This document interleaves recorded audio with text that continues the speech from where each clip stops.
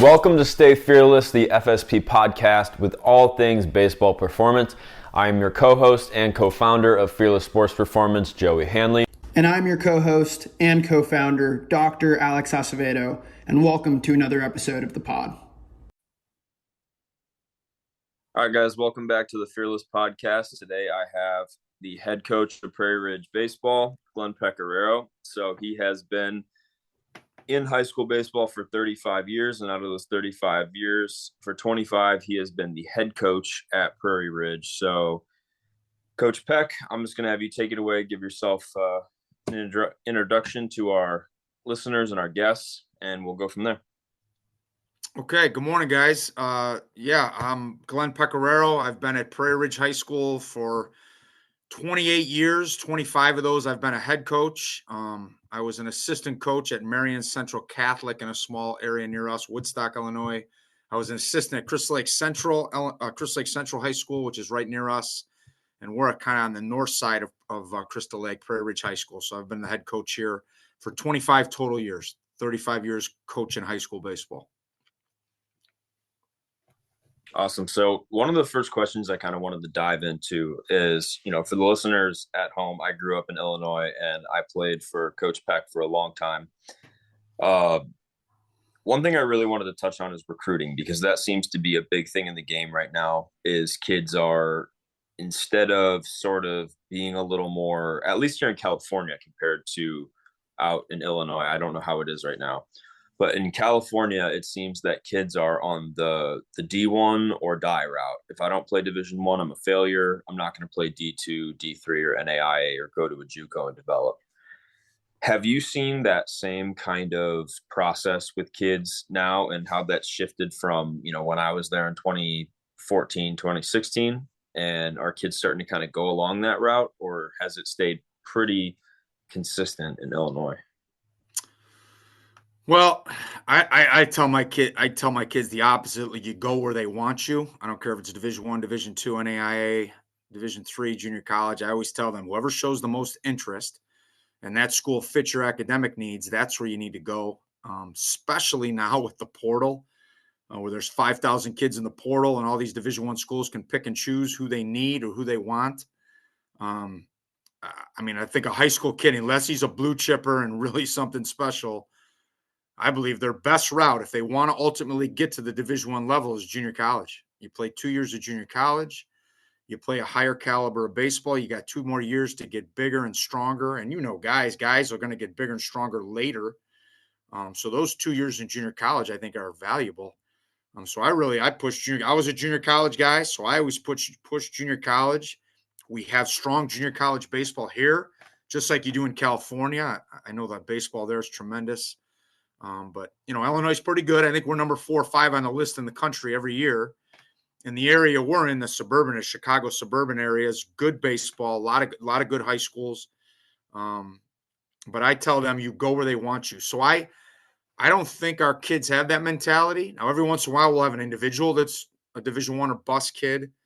And I just tell them, hey, you may go there and never play. And especially now with the portal, that's changed everything. With the money they're getting now in the portal, I think it's really difficult for a high school kid, unless they're a freak, unless they're just a physical specimen, to go to the Division I level and compete right away.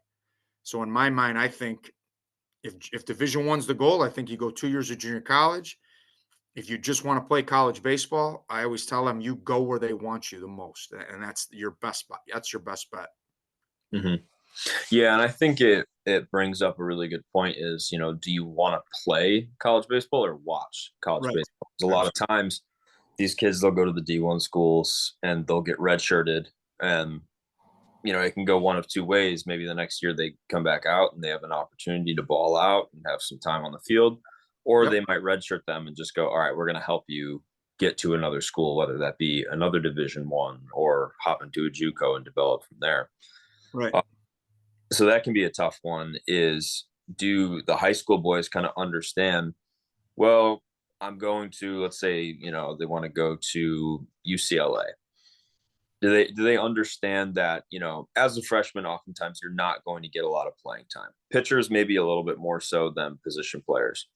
Sure. But is that a conversation you have with them often where it's like there's a difference between you going to the school and watching versus you going to the school and playing?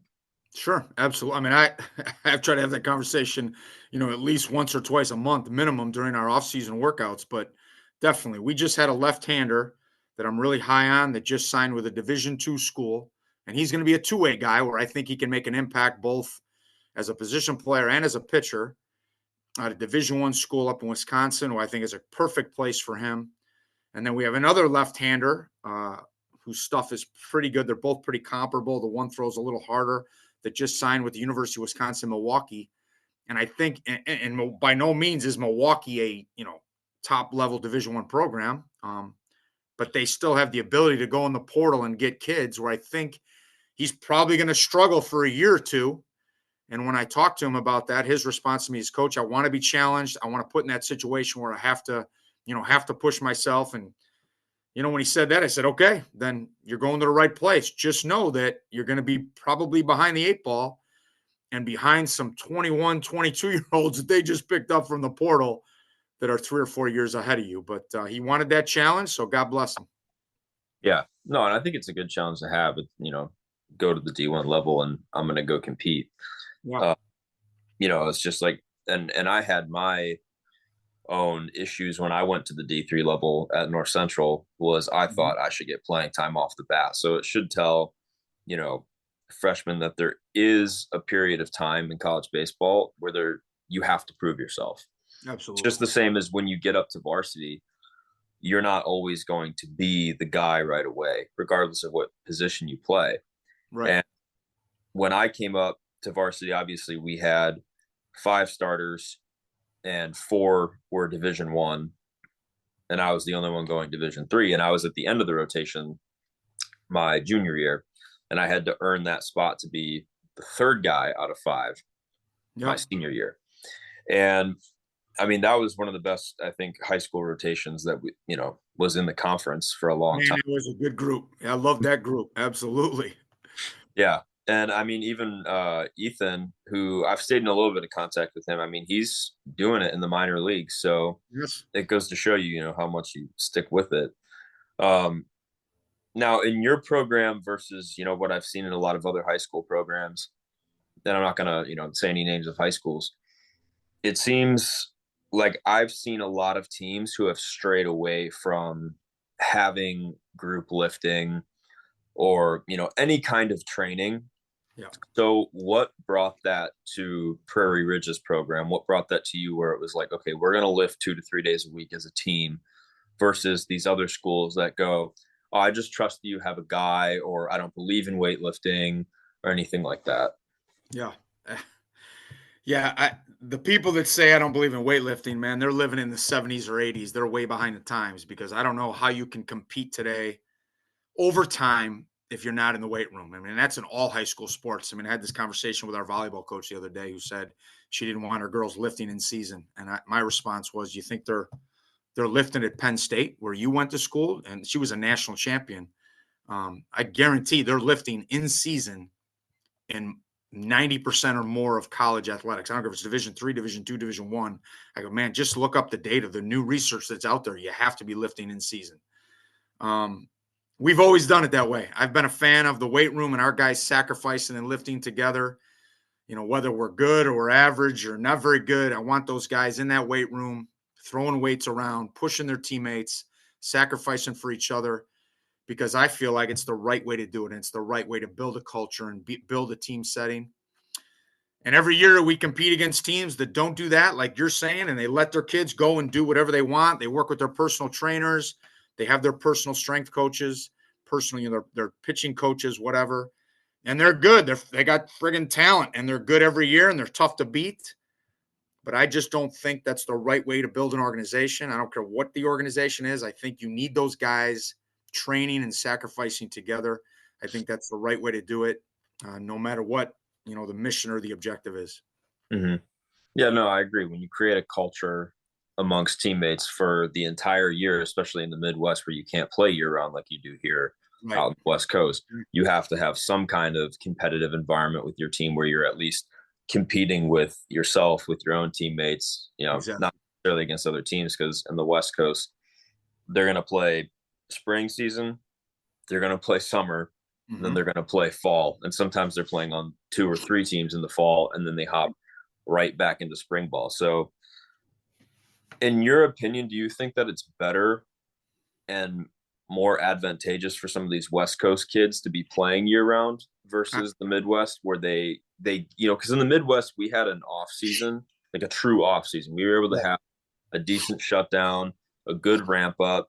Yep. I was on a podcast with a guy named Tanner Pruitt. He's a really great pitching coach, and my take on it was I thought that the Midwest had it better because they had the ability to learn to compete over time. And I would agree with that those kids probably have a better opportunity to learn to compete more Mm-hmm. because they don't stop playing. Yeah. But I also think that when you don't stop playing, your injury risk goes up. You get burnt out mentally, physically. What are your thoughts on Midwest versus West Coast when it comes to the fall and winter time? Well, I've never, coached or been in the Midwest. I know it's a different animal, but I mean, I just feel like when you play that many games, you play spring season for us, that's 35 to 40 games. These guys play high level travel. Our better players, they're playing 50 to 60 games in these, higher level tournaments. They're real good tournaments in the Midwest. And then you're playing a fall season of 20 to 30 games. When is enough enough? When are you going to take that time to work on your skills, to long toss, to get stronger? I think those games, because you're playing so many of them, become meaningless. And you're just out there playing another game. Winning and losing really doesn't matter. You're just playing another game to get your work in. I don't think then those games are significant. I think sometimes your time is better spent working on your individual game, your strength, your speed. I think sometimes we play too many games, and I don't push fall ball. Here's what I tell my guys on fall ball: if you didn't play, if you didn't have, you weren't in the regular rotation in the spring and summer, and you didn't get a ton of innings, absolutely, maybe you need to get more innings. Play fall ball. Or if you were a reserve guy and weren't in a regular starter and you didn't get a lot of at bats in the spring or summer, absolutely get more at bats, play fall ball. But I think sometimes these guys that are regular starters that play consistently, I love that fall for these guys to work on their individual game. And for me, I want the older guys, the juniors and seniors. I don't know how you do it in California, but I want the junior seniors right alongside those freshmen and sophomores that are just incoming. I want them working with them in the weight room, teaching them or help teach them the lifts, help teach them the skill we want on the infield, the outfield, bullpen, whatever. I want those younger guys working right alongside those older guys. And if those older guys are always playing, then it's difficult for those guys to have that chance. Yeah. No, I think that is important because you learn to mature that way too. And you get to see, I always tell guys if you watch, if you go to the game before the game starts, you watch the relievers playing catch or starters prior to their next start. Yes. No one's speaking when they play catch. They're all working on something. Maybe a couple words here and there, but the details are so important. I think as you get up into high school and you start to realize how important it is to play well, to take the details seriously, to do all the little things, Yep. you start to become that guy who, when you're playing catch, you're far more focused, right? You're working on different things, whether you be an infielder, outfielder, pitcher. Pitchers are going to work on spinning the ball a little more.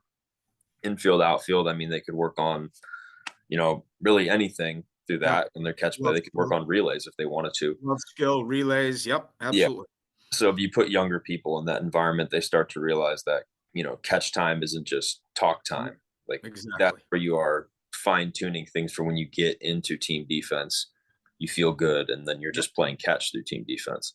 Have those conversations a lot because you'll get your kids that I always say to them, you've heard me say it, are we playing catch to get loose, or are we playing catch to work on catch, to work on our skill, to work on our feet? When we play pitch catch, are we throwing to a location? Are we working on spinning the ball? So I have those conversations all the time. Are you playing catch just to get loose, or are you playing catch to make it meaningful? Yeah, no, that's a good point.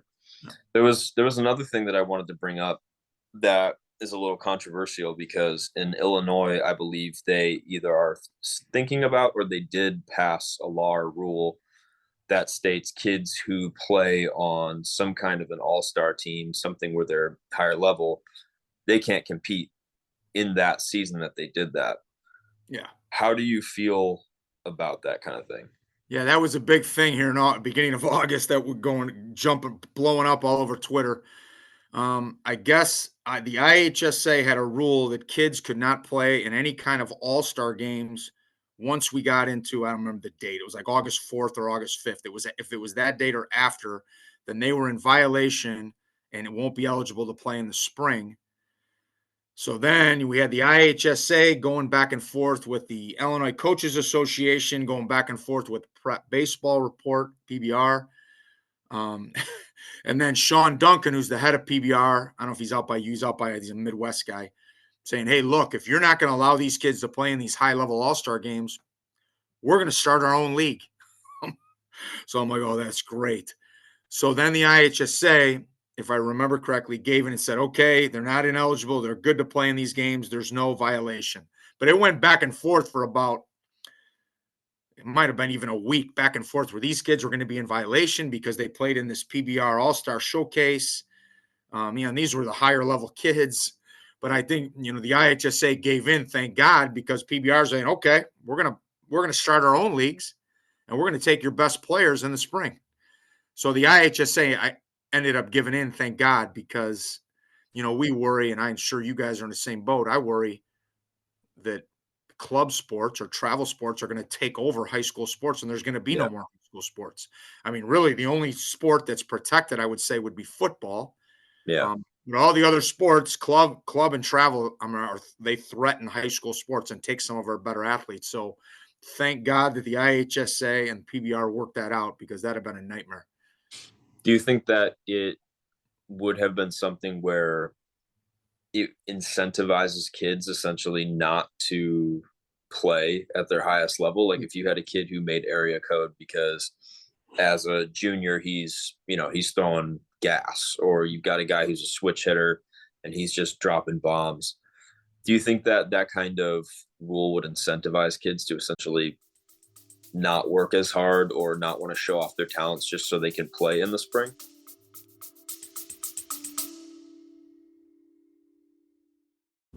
Hey everyone, Dr. Alex Acevedo here. As you know, I'm a co-founder of Fearless Sports Performance, as well as a performance coach and physical therapist.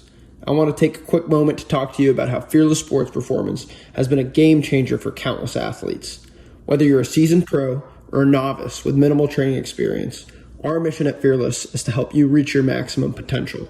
We do this through individually customized performance training programs tailored specifically to you. From detailed biomechanics assessments to personalized, all-encompassing performance training programs, we've got everything you need to elevate your game. If it's a contributor to your performance, it will be included in your program.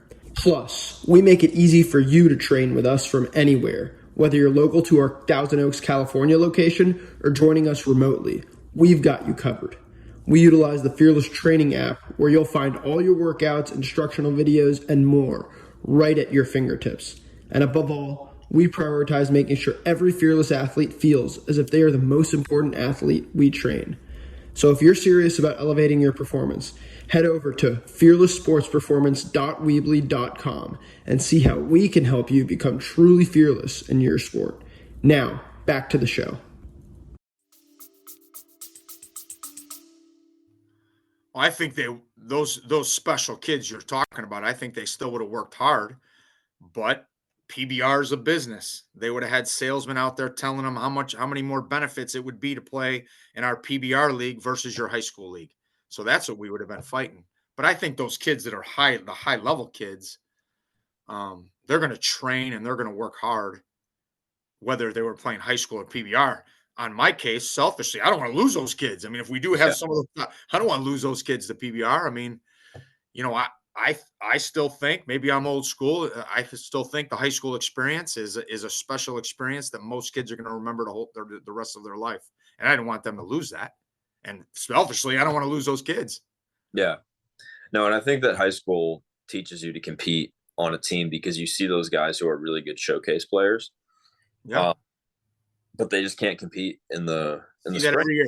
Every year we see that. Yep. Yeah, and my personal thought is it's easy to compete when you're playing once a week, but when you're tired and you've got a game, Tuesday, Thursday, Friday, or in Illinois' case, when you get rainouts and snowouts and hailouts, Yes. you might be playing five Every times. day. There were 2 weeks last. We played 7 games in 6 days. Yeah. And Yeah. that'll show you who's really a baller Yes. because you're tired, you're Yep. not having fun. Even your starters, they have less rest now for the starting rotation. So you got to put some spot starts out there for long relief guys. That'll show you who really can play baseball. And that's when I bring out the 162. I bring out the 162 speech saying, hey, at the big league level, they're playing every single day. Let me have a day off once every 3 weeks or so, but this is baseball. And I got to go into that conversation because I can see by Friday, Saturday, my guys are exhausted. Yeah. Yeah. And it's also, it brings up another good point that level of competition, it doesn't even matter about the level. You competing for not just yourself, but other guys, competing for a team, trying to get wins for not just yourself, but your buddies, your coach. Yep. I've never seen anybody cry over summer ball or high school ball, but I've seen plenty of players cry because their season ended, even if they're not a senior. I've seen sophomores cry because they feel like they let the team down, or they feel like they've been cut short. Yeah. Because that season matters so much to them. I Yeah, think that that's a good point. You see that in high school. You don't see that much in travel and club ball. That's true. Yes. yeah, no, Yeah. because people get emotional over it, and that's I think that I always looked forward to spring ball far more than summer ball, Yep. because spring was where you didn't get to pick your teammates essentially. So Yep. these were guys that you worked with all off season, Correct. and it was I want to win, so I'm going to push you to be the best version that you can be, not just so I can get the W in the stat sheet. It's like Yep. we can get that W. We can have a better community. We can bring some more pride to the school. Yes. So that's one thing. Where are you starting to see these kids gravitate toward the showcase ball, where they're the 5 o'clock hitter, but when it comes to the game, they're hitting in the 3 spot, but they should really be hitting in the 8 or 9 spot. Or you've got guys who they're throwing 90 to 93, but they should be out of the bullpen because they're super wild when they start the games, but they go to the showcase and they just blow everybody away. That happens a lot here on the West Coast. Well, I love when we get those scouting reports, and sometimes we'll get them from PBR, Perfect Game, or wherever. This kid's a 2, this catcher's a 2 flat to second base. He uses the whole, and you get the scouting report, and I get it. They have to sell their program, whether it's Perfect Game or PBR. But then you put the kid in a game that matters, and the kid is mentally weak, doesn't have an approach at the plate. When the game's on the line, doesn't play good defense. So as a high school coach, you see those kids in those moments that matter, versus at a showcase where it's just a kid showing off his skill. He's not in a competitive environment where he has to perform when the game is on the line. That changes everything. So now the mental part of the game becomes a big part, and that kid's confident level and ability to compete at that high level when it really matters. So that's the separator. Yeah. And I think that your program does something unique where, at least when I was there every Wednesday in the wintertime, we got together and we went through the mental side of the game. We talked through that as a team. Yes. We would even talk about just like our biggest fear outside of baseball.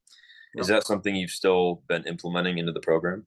Yeah, we still do that. We try to do now with our mental toughness lessons is we do them at the end of our workouts. So if we lift Monday, Wednesday, that last 15 minutes to 30 minutes, either it's through a video on mental toughness or a concept on mental toughness. Could be visualization, controlling the controllables, what your approach is in the on deck circle, what your approach is in between pitches or your routine. So now instead of doing it every Wednesday, and there's times I think, man, we need to go back to that. I still do those lessons. I just break them up now. We do them at the end of our Monday, Wednesday lifting sessions right now. Or once we get into November, December, then our open fields, which our open fields are our seniors led practices. Yeah. In November and December, we left Monday, Wednesday, Friday. So I implement those at the end of our workout on Monday, Wednesday, Friday. Mm-hmm. You can never do too much of that stuff. I mean, it's, you're the biggest thing you're dealing with, and being a high school athlete and a college athlete, especially for a high school kid, their mentality and their confidence is like this. It's a roller coaster ride. So Yeah. trying to get them to stay even keel and keep their confidence at one level and not drop too much or not get too high after a big win or a big performance. I mean, just trying to keep them even keel for a high school kid when their mentality is a roller coaster ride. That's a big challenge. Yeah. No, and I think also it goes into the group that you had in 2015 and 2016. So my junior year and my senior year. Mm-hmm. Our My junior year we went 30-5. Yep. My senior year we went 29-6. That group of people, we had a lot of talent on the bump for sure. Yes. And we had guys who they played hard on the field, but they weren't necessarily, I think my senior year we only had 3 or 4 guys going to college, including myself, and they were all POs. Yeah. But we still managed to win that many games. And it comes into, Those two teams were all in for each other. yeah. They were all So, in. yeah. So how do you get guys to buy in like that? If you were sending a message to another coach who maybe they struggle with their team being more individuals versus, being one group playing for the same team, how do you get that level of buy-in where guys still work hard on themselves, but they work even harder for the team? What's that saying? That mudita, Mudita, what is that? Mudita, be as excited and as joyful as you can for your teammate as you are for your own success. So we talk about that all the time. Being a good teammate, what that looks like in the dugout, on the field, in the weight room. We talk about it all the time. Just trying to get kids to buy in that it's not all about you, because if we're all in for each other, it's amazing what you can accomplish. I still use some of those quotes, but just trying to push, because we live in a selfish society. That's the society we live. So just being able to get kids to be excited for each other's success, and shoot, that starts in the weight room. Yeah. We had an open lift yesterday where I opened up on Fridays. Even though we don't lift together on Fridays, I open it up if guys want to come in and lift on Fridays. Well, I think I had 15 freshmen and sophomores in there, because those are the guys that they don't get in the weight room as much as our older guys, because our older guys are also in strength class. Yeah. Those guys are in there getting all excited for a guy who's going for a max on a bench press, and they're all in there surrounded, hooting and hollering and getting jacked for this kid. I didn't say a word. That was all the kids doing that. So when the kids are excited for each other and they're excited for each other's success in the weight room, I think that carries over to the field and practice. So we're constantly talking about that. And it's tough. It's a challenge. And I say this every year, and I say it at Meet the Team night when all our parents come in.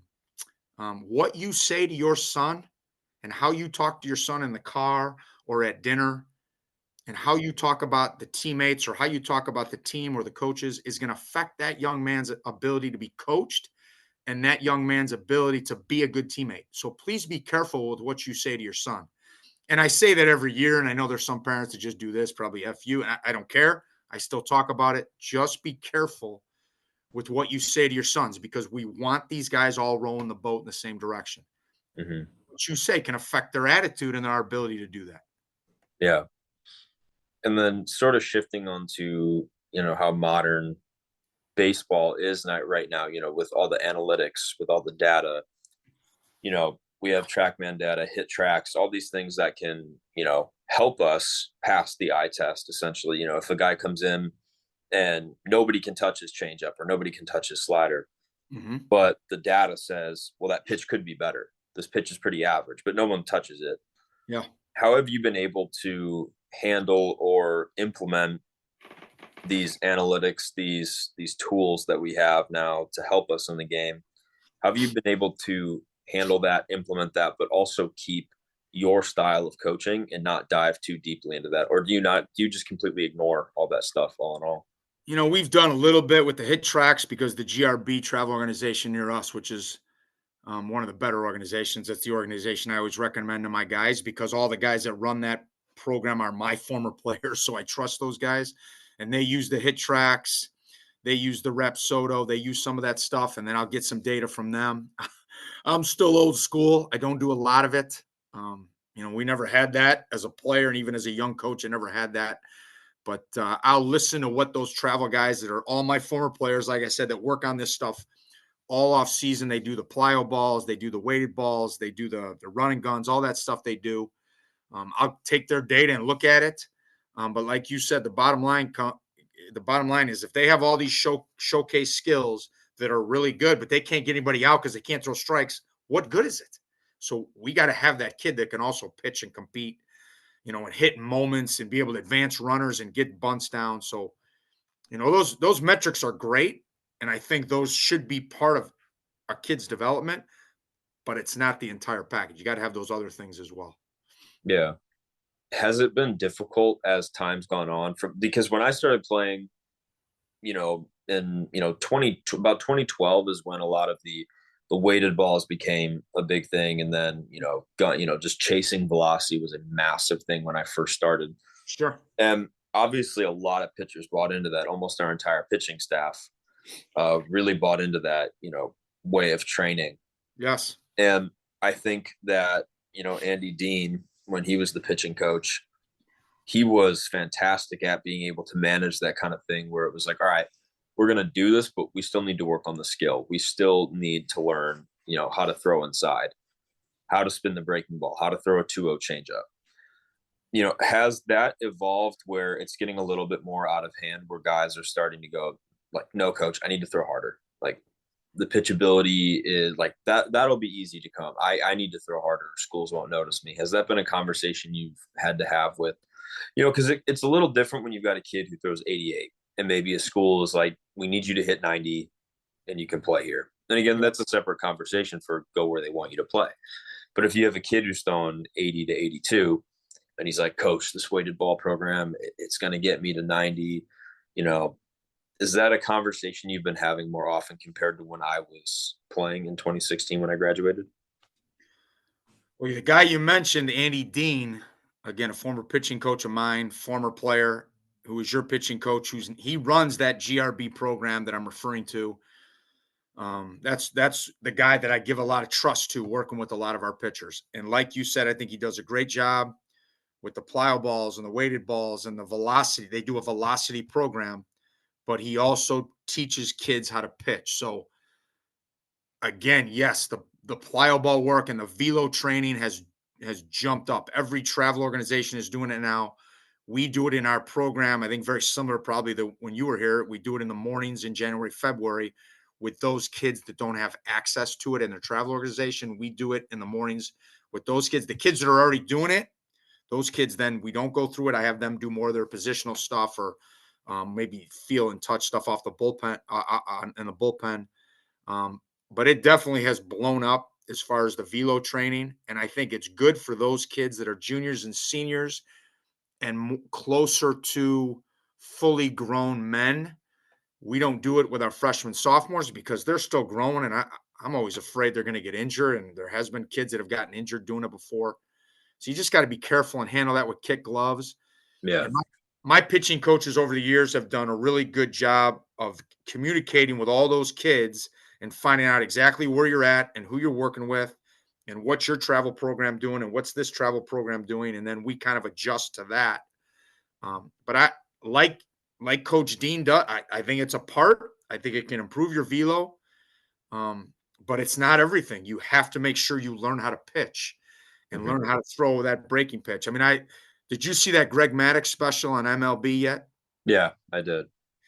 One of my favorite quotes with Maddux is when he got traded to the Braves and he was in the bullpen with some rookie pitchers. He said, you know why I'm a millionaire? Because I can throw the fastball wherever I want. Yeah. He goes, do you know why I have a beach house in California? Because I can also change speeds. So, I mean, there's two things right there. And a guy that was probably low 90s early in his career, but by the time he finished his career, he might have been 88 to 90, but he could throw the fastball with movement and he could change speeds with his breaking ball, and his changeup was devastating. You still got to be able to pitch. Now, I'm assuming that your approach to throwing inside has not changed. We see more kids, and when we were playing, you were always like, look for the ball away because nobody's throwing inside. Yeah. But you told us you cannot pitch if you can't throw inside. Absolutely. That was a mandatory thing. Yep. And at first, that for me, being an over-the-top guy, that was hard for me to learn because everything I was taught was middle or away. Sure. But, going through the program, I started to understand pitching inside makes batters uncomfortable. Mm-hmm. But we still see guys who say, no, pitch outside, pitch outside, pitch outside. What is your philosophy to, why pitching inside is so important? Well, I think pitching inside, like you said, makes hitters uncomfortable. I think it gets you a lot of ground balls, a lot of jam shot, weak ground balls back to the pitcher, third baseman, shortstop. Um, I think when a hitter sees a ball inside, their eyes get big. They think maybe they can handle it. But if you throw inside with conviction, you got a little bit of movement, and you can hit that consistently, what does that do for the outside part of the plate now? Yeah, it opens it up. Now, yeah, it opens it up. So I think even if you can just show inside and then go back away, I think that can be effective.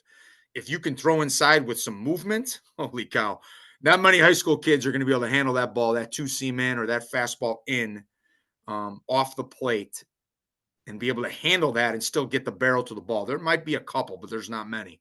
I think high Yeah, school really struggle with that. So, I mean, I think it's a twofold. You're gonna help your defense because you're going to get more weak ground balls. And then on the other end, being able to effectively throw inside is going to open up the outside part of the plate. I yeah, mean, what do we say? How do we get high school hitters out most of the time? Hard in, soft away. You yeah, go hard in, that opens up your breaking ball, that opens up your slider. So I think it's twofold. It's more weak balls are put in play, and it opens up the outside part of the plate. yeah. And you're going to hit guys in the process too. And 100%. yeah. And do players that you've had have that, understanding and buy-in that it's like, okay, coach wants me to throw inside. There's going to be a couple games where maybe I beat like two kids. Yep. You know, is that, a conversation you've had to have with kids where it's like, hey, if you hit a kid when we call an inside pitch, Mm-hmm. that's fine. It happens. But obviously there has to be a level of working on that in the off season.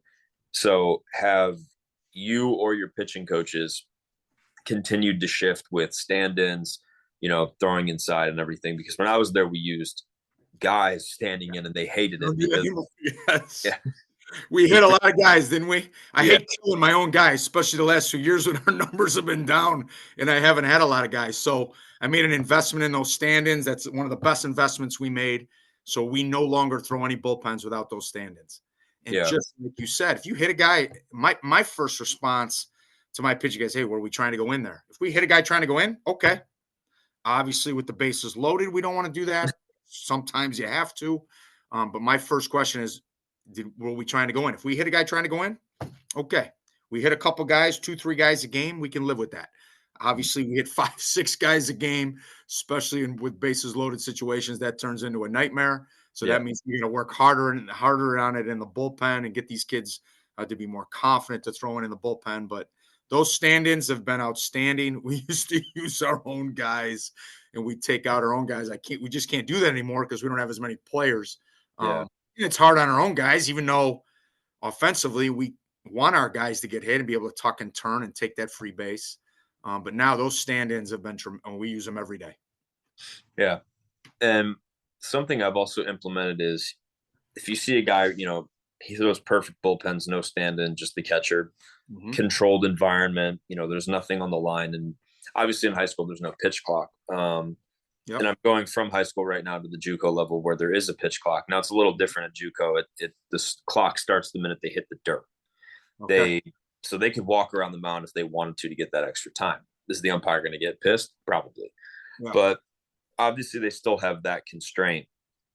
But pitchers might struggle as soon as a batter gets in the box, regardless of how good they look in the bullpen, or even if there's just an umpire behind them. Sure. Have you been able to shift where, you've got a kid with a lot of talent, he looks amazing in the bullpen. As soon as the batter stands in the box or there's an umpire back there, all of a sudden everything looks like that to him. Do you guys adjust by putting someone back there, putting 2 stand-ins, 1 stand-in, or trying to make the environment less comfortable, like heckle pens where your guys get to, because nobody knows more about you than your teammates. Your teammates know everything about you, all the way up to your sister. Yeah. And guys who have a hard time with even just the heckling alone, is that something you guys have implemented into the bullpens where, guy throws great with nobody there, all of a sudden someone comes in and it's just balls get sprayed everywhere, he's bouncing fastballs? Has that been something you've been able to implement, especially in the off season because you throw in a gym? or when you throw live ABs, you're throwing in a cage. So you have no idea when a guy makes contact if it's a pop out or a double. But at the end of the day, like they still have to put it in play, Yeah. because that's No, when they. I love all that. Everything you said, I love. We use the double stand-in, so we'll put 2 in there. We'll put a guy behind there like an umpire. We'll have the heckle pens. We've done that before. We'll play horse where they have to execute a pitch, and then the next guy's got to execute a pitch, whether it's a fastball to a location or an off-speed pitch. I love all that. I think that's all great. And then the bottom line is it's like that 5 o'clock hitter that looks good in the cage, and then he can't do crap in a game. Pitcher looks great in the pen, can't and doesn't execute in the game. That's an anxiety thing. Yeah. Then you got to work with a kid's breathing. You got to work with his pre-pitch routine. You got to start working more of the mental part of the game. But all that stuff is great. If you can make it more difficult and more challenging in that bullpen, whether it's heckle pens, whether it's a challenge pen, whatever it be, the double stand-ins, and then they get to the game out, it's easier. Hopefully that's going to translate. Yeah. And I also think it's one thing. This is something that I implemented in high school, and I'm going to continue to implement into the JUCO level. Was I have the pitchers watch BP or some of the scrimmages where maybe they're using the machine during the tryout period. Yeah, and they know the exact location of the pitch. They know the exact speed. They've seen it 100 times, and they still ground out. They still pop up. They still swing and miss. yes. And I try and tell pitchers, I'm like, dude, catchers, you got to set up middle for the majority of the at bat. Even if we're trying to go inside or outside, guys are going to miss spots. Guys look middle, they're going to hit the outside corner, they're going to hit the inside corner, the aim small, miss small type deal. Right. Because hitters get themselves out 2 out of 3 times. I mean, you were primarily a hitter. How many times did you take your cookie pitch right down the middle, pop it up, swing and miss at it? Absolutely. And, say you swing and miss, you foul it off, or you take it down the middle, in your head, you're like, I'm not getting that pitch again. Mm-hmm. So is that something you're able to preach to your pitchers where it's like, hey, watch BP before the game, even watch our guys. They're going to pop out. They're going to ground out. So there's no reason to not attack the strike zone, because there's times where it's like, the just throw strikes thing that, obviously no one's trying to walk guys. Yep. But I'll take a mound visit and I'll say, where are you trying to throw the ball? Well, I'm trying to hit the black. Well, it's 0-0. So I know you're not trying to throw strikes, or I know you're not trying to throw balls, but you're also not trying to throw strikes here. You're trying to dance around them too much. You're giving them way too much credit. And that was something that you preached, where it was like, do not give the hitter too much credit. Yep. Sometimes the guy who's got that crazy pop, like when Aldridge was at the plate, he'd have games he went 0 for 3, 0 for 4. Mm-hmm. Even if he was crushing it, to center field, there's still a guy there. Yep. So is that something that guys have been able to still understand, and they buy into that? Or do you still have, or not still, but do you have issues with pitchers who, even though they understand if they throw the ball middle, or, if you're trying to go inside, it doesn't have to be on the black, they still have a hard time understanding, like, okay, I can put this ball middle, get ahead, and have that in his mind that I dare you to hit it, right? Yeah. Well, I mean, wasn't it the Tampa Bay Rays that started taking their catcher and setting him up right over the middle of the plate? Mm-hmm. And so we're setting up over the middle. We're going to let your stuff work. If it runs in, great. If it runs out, but we're going to set up. I think it was the Rays that started their catcher just set up right over the middle, and then they let their pitcher stuff work. Definitely. I think too many times our pitchers try to be too fine, or like you said, dancing around the zone, black to black. No, just set up over the middle. Trust your stuff. Let it work. Hitters going to get themselves out 7 out of 10 times. So attack the zone. Get ahead. If you don't get ahead, we can't pitch. Then they know what's coming. So at 100%. Yeah. And then a couple of things I wanted to finish up on is, modern baseball. We've seen the rules change so much with pitch clock, with wider bases, pickoff limits. Mm-hmm. How do you feel about guys? They're starting to get all sorts of crazy numbers with steals, right? Yeah. And somebody, I can't remember who it was, they told me that they should put an asterisk next to, Acuna's record, put an asterisk next to Ohtani's record, and basically put pitch clock era, just like it's possible we should put steroid era for some guys who hit all those home runs. Sure. How do you feel about these new? I mean, because when you're a spectator, it definitely makes the game a lot easier to watch, because the pitch is just there's less guys stepping out. But from a player's perspective, if you're a hitter and you get buzzed up and in by a mid-90s fastball, you got to step right back in the box if you've already taken your time out. Yeah, But you don't have time to process the fact that you just got buzzed right here, sure. and now you can't step out. You got to Yeah. make contact, and the pitcher can just get right back on and throw to you, even if he throws it up and in again and makes you uncomfortable. Um, how do you feel about these new changes? Do you think that there should be an asterisk next to some of these? Because if you look at guys' stats pre-pitch clock and now post, where we are now, how do you Yeah. feel about some of these changes with wider bases? And do you ever think that you're going to see that implemented into the high school level? Shoot, I think so. Shoot, I went to a minor league game, a AAA game down in Nashville, and they had the box, and the hitter could step out and say that wasn't a strike. And I think they have the camera in center field, and they disputed the call and the call got overturned. So I think it's heading. It's probably going to get to college level first, and then high school level. But I think it's heading that way. Um, I didn't think I'd be a fan of the clock, but I think it's sped the game up. And as a coach and from a pitching perspective, I want that game to have pace. I mean, we've been talking about that for years because when that game has pace, the defense is more in the moment. Nobody has a chance to let their mind wander. The hitter doesn't have a chance to let his mind wander when he just got buzzed at 95 at his chin. So you have to now play with some pace. And I think that helps the offense and the defense stay more in the moment because baseball with those lulls in the game, your mind can wander and then sometimes that can affect your defense, it can affect your confidence. So I think it's been a good thing. As far as the base stealing goes, why wouldn't you take advantage of that? If this guy can only pick twice, thank you. Now I know, hey, I'm going to draw those pick throws. Now I know when to go. And then as far as the asterisks in the stat books or in the history books, the game evolves. Every game has evolved. I've been saying this for years. Steroids save baseball. You want to put an asterisk next to those guys that hit all those home runs during the steroid era? Well, what about the guys in the 60s and 70s that were all hyped up on speed and amphetamines just to get through the 162 game season? So, steroids save baseball because after the 94 strike, nobody was watching baseball. Yeah. So whether the MLB knew what was going on or not, that was a part of the history of the game. Those guys still had to hit the ball, and I know they were bigger and stronger, but they still had to hit the baseball. Yeah. So I think it was just part of the game. And now the new part of the game is this clock and what it's done. So, I think every sport evolves. Look at what's going on in the NFL now with no kickoff returns, and now they're getting the ball. I mean, that's the game. The game evolves. So I'm not a fan of the asterisks, but I think going back to the pitch clock, now the game has pace.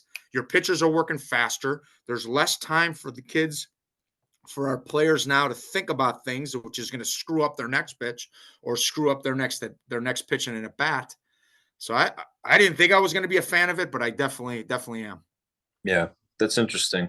Yeah. I think there could be some risk to the pitch clock unless you give a step off rule where they can get unlimited step offs, or maybe they increase it from, because by pick 3 they have to get the guy out or he gets the next bat.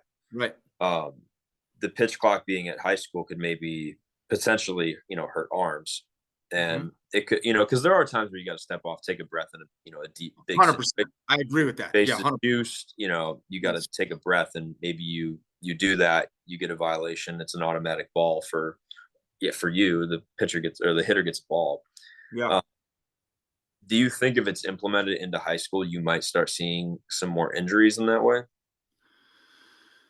Yeah, so you might have to adjust our training, and as far as that pace of pitch is going to have to be implemented in the bullpen, which we've done a little bit of, but it's going to have to be definitely be a priority if that clock comes down to high school. Our games are 7 innings, so normally our games are 2 hours. I mean, hour and a half, 2 hours, depending on the pace of game. But there are games that go 2.5, 3 hours sometimes that get ugly. that clock wouldn't be such a bad thing, but I definitely think it would have to affect the training in the bullpen and the training of your pitchers as far as, hey, we got to go. We got to get it and go. Their bodies are going to have to adjust to that. The conditioning is going to have to adjust to that. So I definitely think it can make an impact. Mm-hmm. No, that's great. And I think that's a good place to end the podcast on. But where I'll leave it off is if you have a message you could send out to these high school players or these guys who are in high school and they're transitioning into college ball or trying to get that scholarship, what would be that advice you want to send them for the kids who are listening in right now? I think enjoy your high school experience because you're never getting it back. And there's a different vibe when you're competing with the guys you grew up with in your community. That's a special thing.